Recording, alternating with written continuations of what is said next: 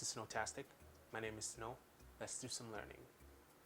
Today we are going to be taking a couple of lessons or a lesson from your DSLR handbook or manual.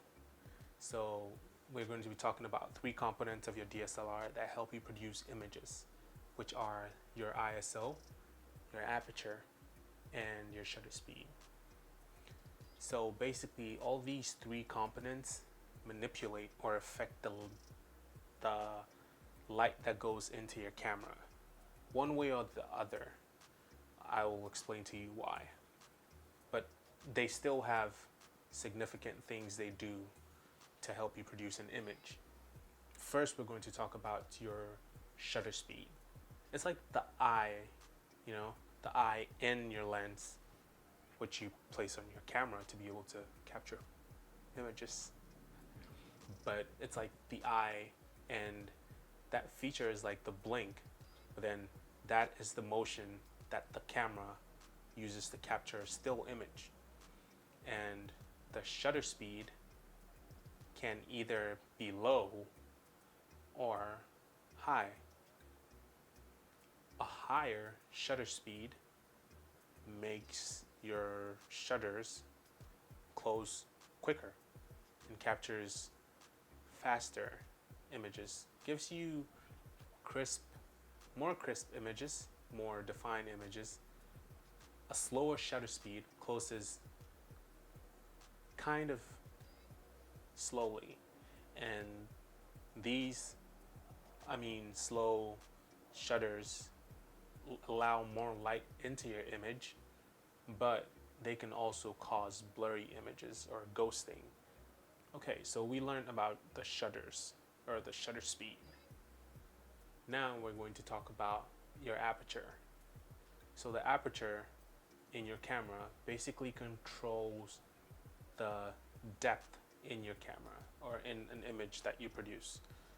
Higher aperture means more or more crisp or a more focused image, if you may.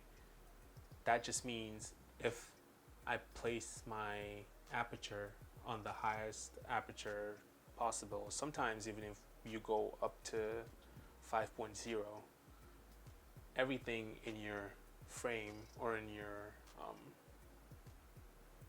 viewfinder comes into focus.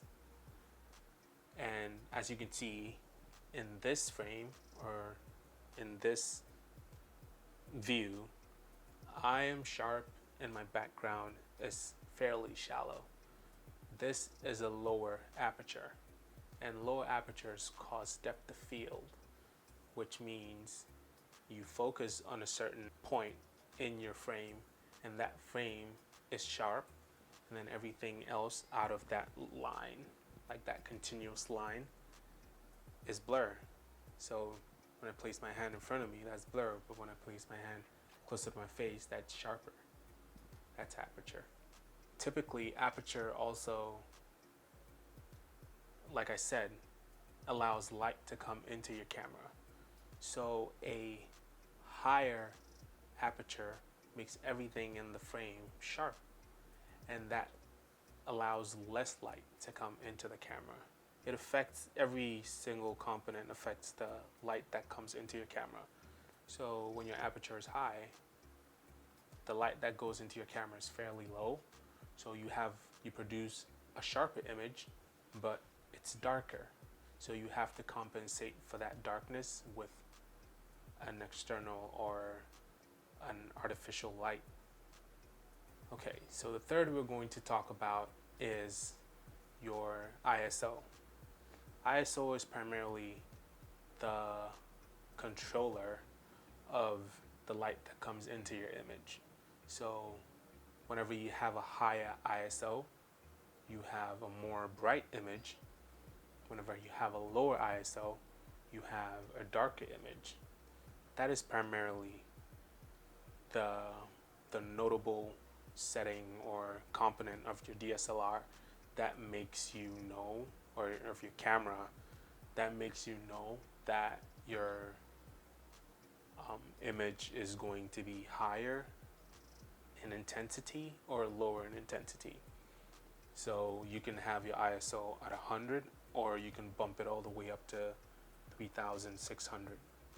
What you notice when you bump your ISO all the way up is that you get noise in your images when you're in post-production.